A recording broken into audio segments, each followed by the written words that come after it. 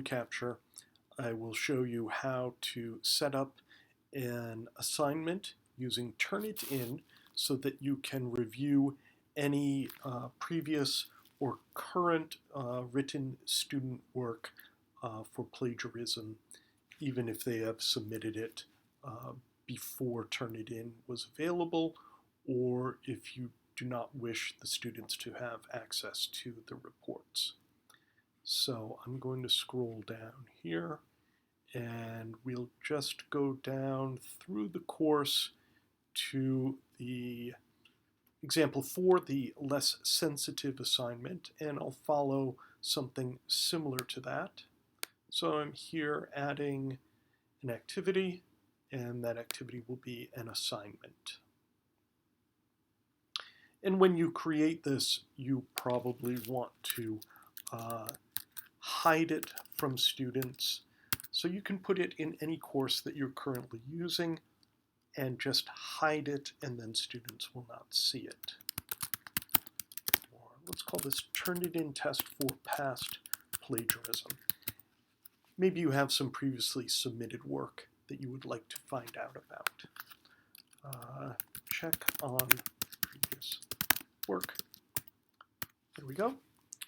And availability, I'm not going to turn off the due date, turn off the grading. Submission types, we now have a lot of different submission types available to us because of tools that the center is using, but we're going to stick with file submission here. And 20 seems like rather a lot. You could leave it at 20, but I'll put 10 files there.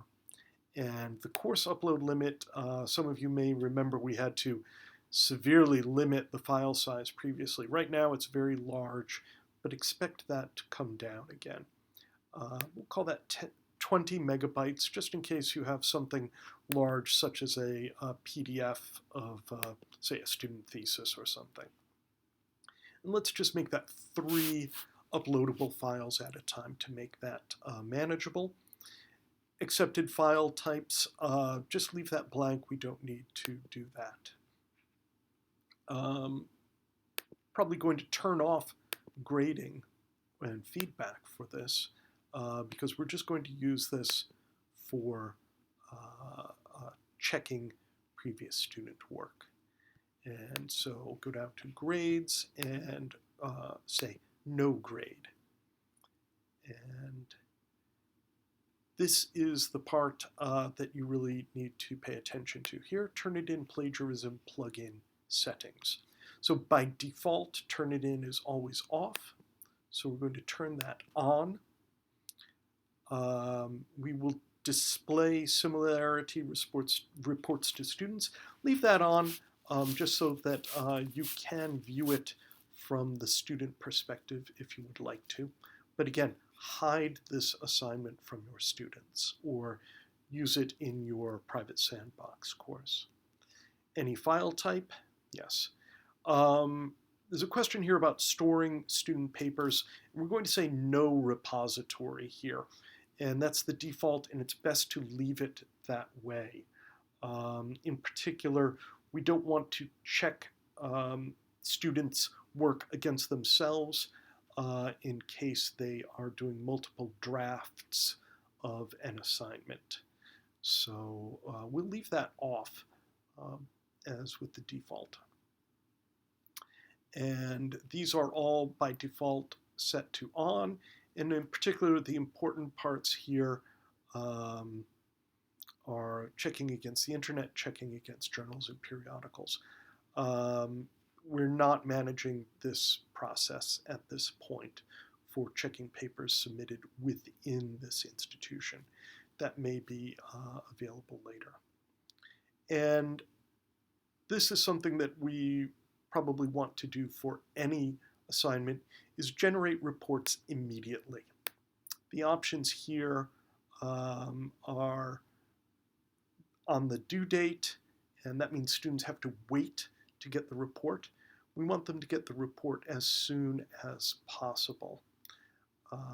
And this one, this default setting gets them the report as soon as possible so that they can learn from the Turnitin review.